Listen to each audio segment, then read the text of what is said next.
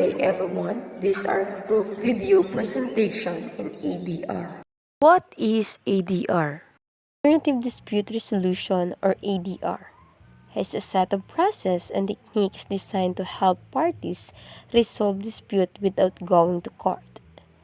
ADR methods are used as an alternative to traditional litigation, which can be time-consuming, expensive, and emotionally taxing. ADR process is aimed to provide a faster, less expensive, and more efficient means of resolving disputes.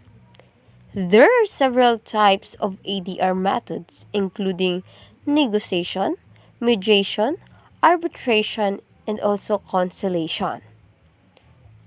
ADR methods are commonly used in various contexts such as commercial disputes, labor disputes, family law matters, and international conflicts.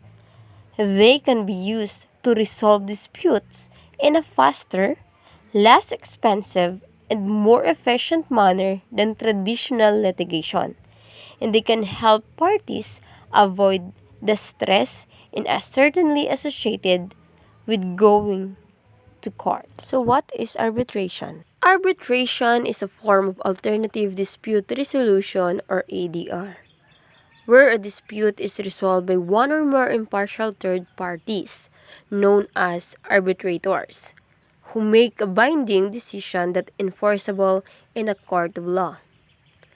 Arbitration is often used when the parties involved in the dispute agree that they do not want to go in the court, or when they want to avoid the formalities and costs associated with traditional litigation. Arbitration can be voluntary, where the parties agreed to submit their dispute to arbitration, or it can be mandatory, where a legal or contractual obligation requires the parties to submit their dispute to arbitration. In either case, the arbitrators are typically appointed by the parties or by independent third parties such as professional arbitration association. So the next video, it is a scenario about arbitration. Joy, gano'n ka da? Pangod dala mo diyo? Ako ni dito, tangagin ko dalan mo dihaw. Asa din dampe man? Ari lang daw mo no? Lantawabe? Aron tadlong sa lubi na ang doon nakabilog. Ay wala ka na dayang lubi amo na diyang ano yung monyo. Dapat dira ka ng kudalo, hindi ka man konseng hindi mo duta. Ay hindi wala pa yung lubi na ari na diyang monyo. Yeah, bago ka lang din ang dal choy, aron ano to yung lubi ang mga sampal na tandaan to isang ako na ano dito duta choy. Amo to yung platandaan sambay punta to yung lubi Hindi lang, yung sulod na diya. Ara lang imo day awas to sa likod sa lubi na wala na diya. Pangalapa ko na wala sa lubi. Bag-o na tinamnan ng lubi. Bag-o na diya. Di na mayo imo ginobra choy. Ay hindi man. Sakto niya pang kodalya choy. Sakto niya. Ito ko tutani man kodalya, hindi ko to ako. Wala niya. Diri na din kodalya to. Bay ilan na tayong kodalya ray ako na tayo ng butang. Ato lang to dapat ang imo nga mo wala na tayong lubi. Ako lang hasta na to tadlong na to sang puno sa wala na tayo. Wala na tayo to. Hindi ko na magpatabog pag kundal. Bay na tayo kaya ako na diya. Butang na tayo. Kaya ako na kodalya. Uy, tama na. Okay na nun.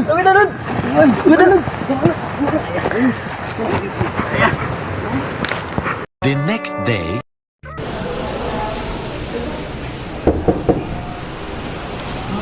Ay, sabihin namin nga po niya sa barangay.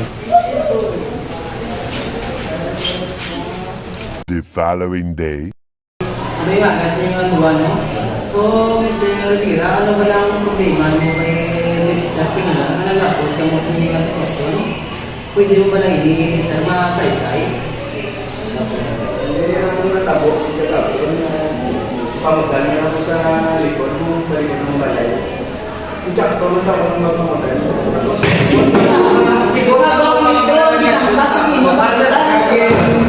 Kagin sa puhol na mga kalitik doon. Sakto tayo sakto ng pagpamagal ka. Para isa na sudod sa lubi. Sakto tayo ako ng pagpamagal yan. Lampas ka, layo lang tama ang imo ang pagpapagdal. Gamay pa ng lubi nga sulod na sa balay na muna. Mga duwa ka nitro ang imo ang kinapasa sa imo Sakto pagpapagdal. na ako ng pagpangudal na ako. Ang mo tayo layo lang tapos ang imo pagpapagdal yan. Sa mo mga ako niya. Kaya ang lubi na gamay pa na niya, anak na nasa sulod yan. Tayo layo, kaya hindi na lang sakto ang imo ang ginagawa. Kung abusin ka lang sa iyo na sa kaparido tao yan. Wala ka na yung ano yung lubi, anak na sulod balay. Dahil nagkikita na isang nagkakala sa bahay dyan si Mr. Pili para mga kapatid. Si Mr. Pili, ano ba mga mga imo dito? Kaya ang ari ako, hindi siya matao, mangkudal na siya.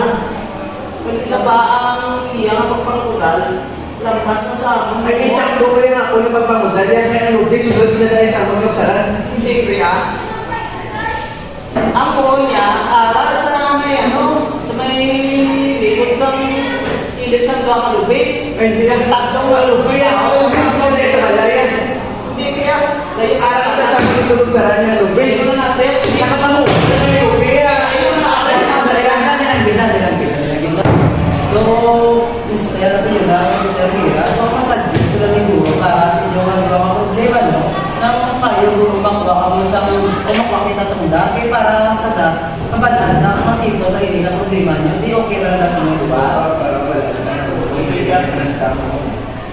So magpalik mo, makakuha kayo sa muda, at dirata i-determine kung kasi kung magiging nga duta, o siya yung kung siya yung duta.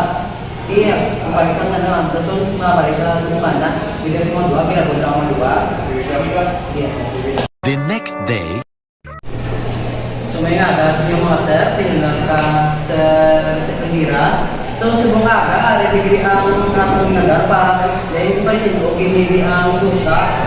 So maging parte sa mga duta, si Ma'am Nicolas sa mga sa buong mag-explain sa inyo, Ma'am. So, mga inagas, inyo tanan, no? So, sa inyong nga report, so, naibaluan ka nga ang inakaduta nga sa inakamukon is kay Mr. Criminal. Kay sa 1990, itapos na sa GAR ang inakaduta. So, ang mukon, dra na gida ang mukon. So, Mr. Rivera, naglapaw ka sa mukon, which is sala na, kay Mr. Criminal ang pinakaduta. So, kapag mga ang bali mo ni Ma'am Nicolas na ang umon mismo is kay Sir Criminal. So, Mr. Kira, mas mali ko kabuha ko ang umon. Sa iyong pagtanong, maging pinakakudan mo kay para hindi ka napas mismo kay Sir Criminal o pinablasin mo, di ba? Sir? Sige, para sa wala mo problema, mga sito tayo ng problema, no? Sige, maganda, mag-ingat lang kasi mga mga operasyon. Sige, pwede na mo kasi kang dua. Salamat po sa kayo.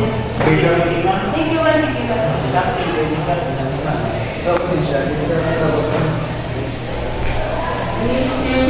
Arbitrations offer several advantages over traditional litigation, including faster resolution times, lower cost, and greater flexibility in terms of procedure and evidence. However, it also has some disadvantages, such as limited judicial review of the arbitrator's decision and potential to bias or unfair decision. As a result, arbitration is often used as a means of resolving disputes in more efficient and cost-effective manner than traditional litigation.